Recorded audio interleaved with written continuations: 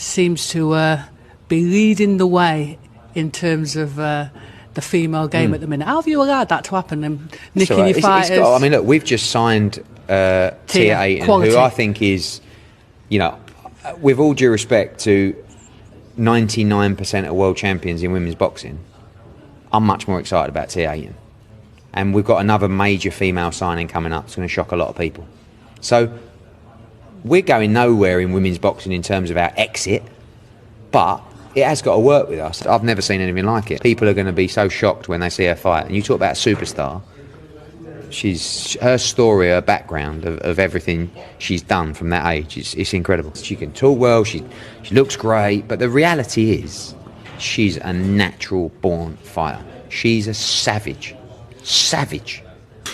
And she could change the game again for women's boxing. A continued commitment to the women's game, the signing of Tia Ayton, and exciting new news of a new signing coming down the pipeline. I wonder who it is. Eddie Hearns' response to being outdone by MVP, former Matchroom fighters migrating over to most valuable promotions. In so many words, Eddie said that, well, they're still committed, but it's got to work for them. Promoting these fighters. So oftentimes, the fighter and their team don't always see eye to eye with the promoter as to what their value is and what they should make moving forward. And thus, the search for greener pastures is really the search for bigger purses. And that's fine. Because a competitive market is a healthy market. And if the women's market has become more competitive as a result of MVP's continued efforts to give Matchroom a run for their money, that creates that many more opportunities for that many more women boxers, because you've got MVP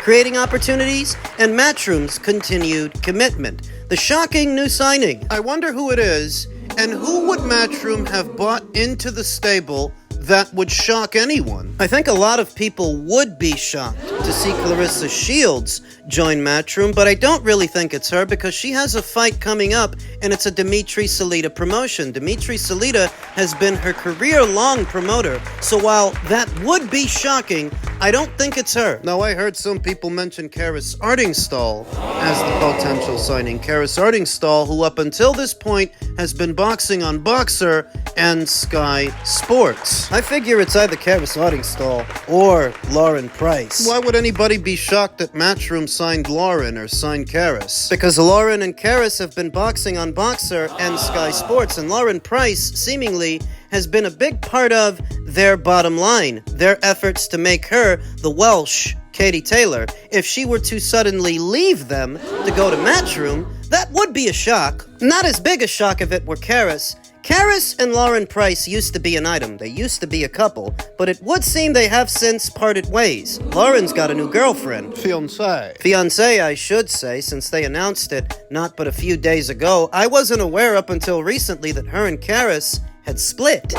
I've been wondering what the promotional situation for Karis Ardingstall is, since she's not as active as Lauren. Boxer doesn't seem to be using her as much, doesn't seem to be pushing her and promoting her as much. So is it possible that her existing deal with Boxer has come to an end and she's set to migrate from Boxer over to Matchroom? That wouldn't be the first time that's happened. You will remember that Shannon Ryan started off on Boxer, but eventually migrated to Matchroom, where she just fought this past weekend on the undercard of Johnny Fisher versus Dave Allen too. So maybe it's Karis that Eddie Hearn is hinting looking at. Why would they sign her? Because Karis is a very strong fighter and an Olympian, a Team GB alum. Sky Nicholson's arch nemesis. Sky, up until recently, has been campaigning as a featherweight, but on the heels of her first professional loss, she's talking about moving down to 122 at a time where Karis might be coming over. Could that be a part of the motivation to move down? Because Karis is coming. So you'd have Sky Nicholson at 122, Karis Artingstall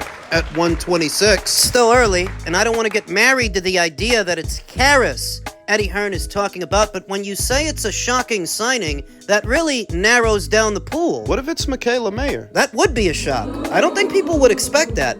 But for leaving Top Rank to go to Matchroom, why would you go to Matchroom when you could just as easily go to MVP? If you're Michaela, what would be the virtue of going to Matchroom? So I don't know who specifically Eddie Hearn is talking about. I can only think of a few names. A few that would make for a shock. A few that would surprise people. I feel like he's talking about Karis, but that's not that big a shock. One way or another, we'll find out who it is specifically Eddie's talking about and how shocking it is, or how shocking it isn't.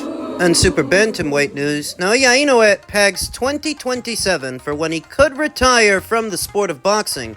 I believe that he is 32 years old now, more accomplished than your average 32-year-old pugilist, hell, more accomplished than most accomplished pugilists. Leaving it all in the ring is something Naoya Inoue loves and hates. Calling the Japanese star a warrior isn't conjecture. When his back is against the wall, he responds. From the broken orbital bone he suffered at the hands of Nonito Donaire to being sent to the canvas twice in his last 4 fights, Inoue has experienced it all in the ring and continues to respond with resilience. However, the wars that have seen him become a fan favorite may slowly take something away from him. Boxing has too many instances where even the greatest fighters have fought for far too long. Inoue, however, won't follow that path. He loves the sport, respects it, lives it, and breathes it. But while he looks as sharp as ever, he doesn't believe he'll be around for too much longer. I want to close my fighting career when the time is right, Inoue admitted to the ring recently. I think I have about 3 years left, including this year. Before fans apoplectically ball up their fists and beg him to stay, Inoue plans on using his last few years giving us the fights that we want. Muradjan Akhmadaliev is up next in September. Then Inoue has been linked with a fight against Nick Ball before facing Junto Nakatanyi in May of the coming year. Plans to become a 5-weight world champion. Very few fighters become 4-weight world champions like Naoya Inoue. Even fewer become undisputed, and even fewer do it twice. And even fewer spend the last few years of their careers taking on the riskiest of challenges, the riskiest of fights. That when a fighter's career starts to wind down, they play it safe. And who could blame them? There are very few fairy tale endings in the sport of boxing for the greatest of the greatest pugilists. Those showdowns, along with a few others, won't be easy. Inoue is a confident person, though. His confidence perhaps borders on hubris, but he's also pragmatic. The 32-year-old will need to be at his very best if he plans on closing out his career strong. Ultimately, that requires a candid conversation with himself. It also requires self-evaluation. After carefully doing so, he believes he's the same old deleterious, violent fighter he's always been. But the clock is ticking.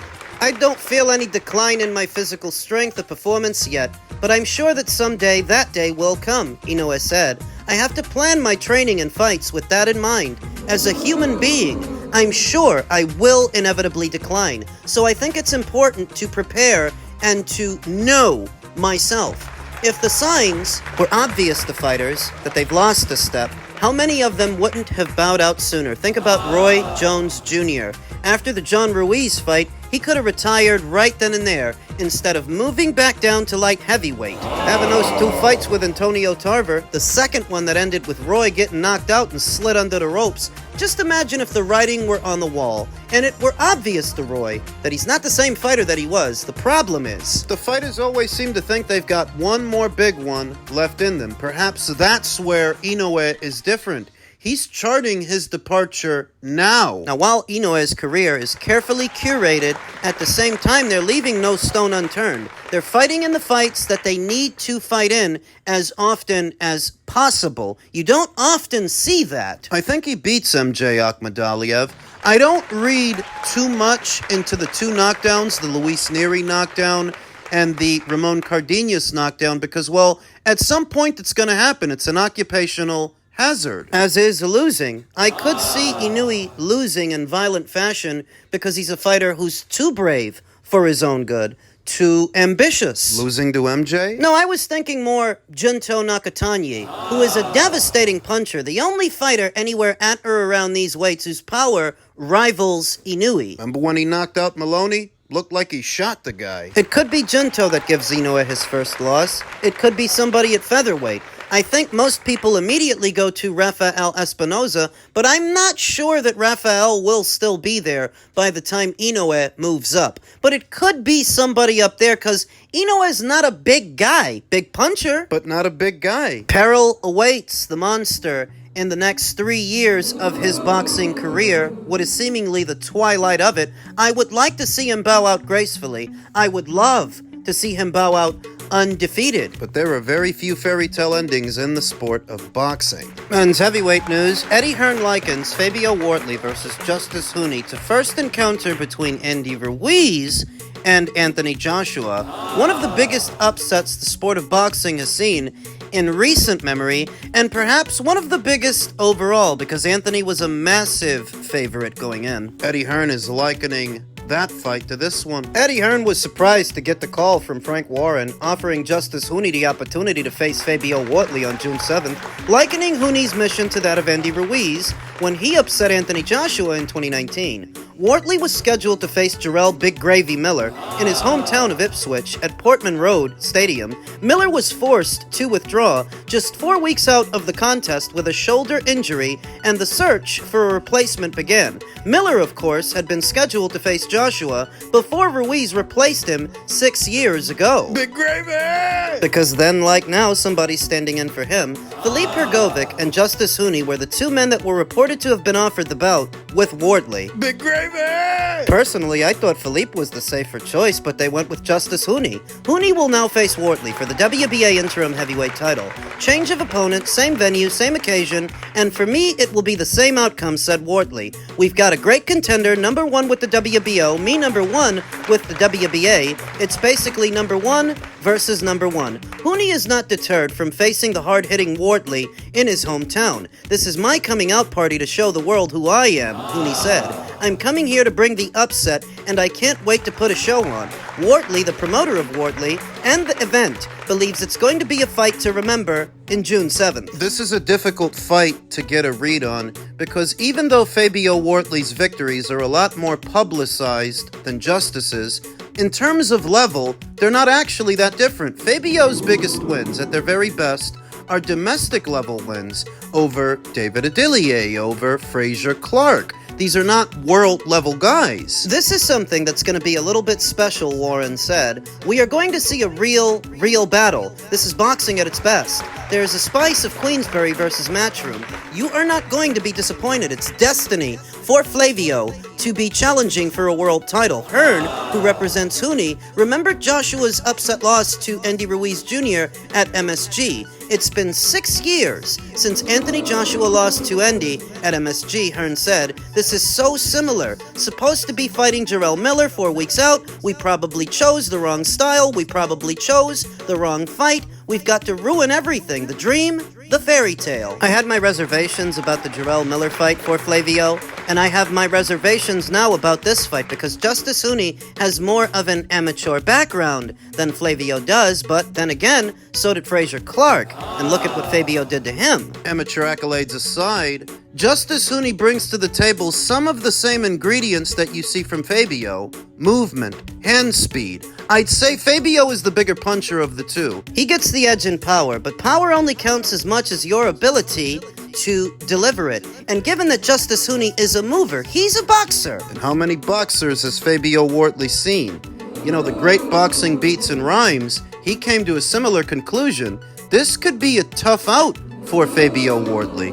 could be a banana skin. It's a late replacement. You haven't had a full camp for this guy. You went from training for a 300-pound pressure fighter to now training for a boxer. There is a noticeable difference in the strategy when Jarrell Miller is not the kind of guy you have to chase, you have to find, but this guy is. A fighter of Tongan descent. You know, those Tongans and those Maoris, they got granite chins, man. Those guys can take a beating. I don't think it's a coincidence that Justice Huni favors one of those Easter Island heads in the Pacific. Those Maori fighters, those Samoan fighters, those Tongans, they're tough bastards is what they are. And that's what Fabio is so confronted with on short notice to save the day. Because this is all centered around getting Fabio a big homecoming fight. And how often do you hear me talk about the homecoming curse? Remember what happened to Jarrett Hearn in his homecoming fight at the hands of Julian Williams? Then do you remember what happened to Julian Williams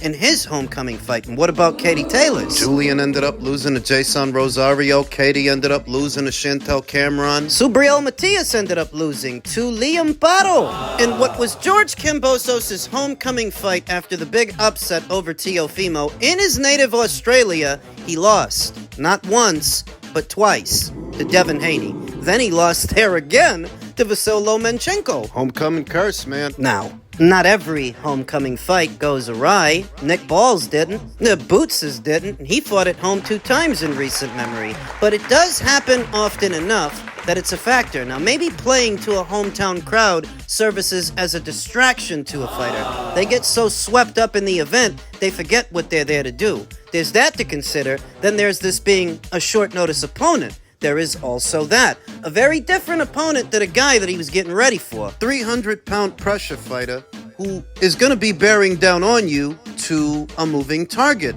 that comes from a halfway decent amateur background. What is yet another acid test for the upstart Fabio Wardley, who only has a few white-collar fights aside from his professional exploits. This could be a difficult one, and like I said, it's hard to get a read on this. I'd give the edge in power to Fabio, the edge in movement and speed to Justice Huni. Durability, there's a slight edge to Fabio because he's battled through some cuts. He's had to deal with adversity in the past, though at the same time, the scar tissue, doesn't that just make for more cuts? It's along the bridge of Fabio Wardley's nose, the familiar sight for a lot of blood and a lot of guts. So he's got plenty of them. But does that make him more or less durable than Justice Huni? And what is this battle of the unbeatens? Genuinely intriguing, and I almost don't want to make a pick because this is the kind of fight that familiarizes you with a fighter. You're still getting to know Fabio, and you're still getting to know Justice Huni. They're not all that proven yet. Eddie likens it to Joshua versus Ruiz, but Joshua was a lot further along in his career when that happened than Fabio is now. Yeah, Anthony was a unified champion by that time, whereas Fabio is still making his bones in the paid ranks. I trusted him to beat David Adilier and Frazier Clark, but I don't know about this one.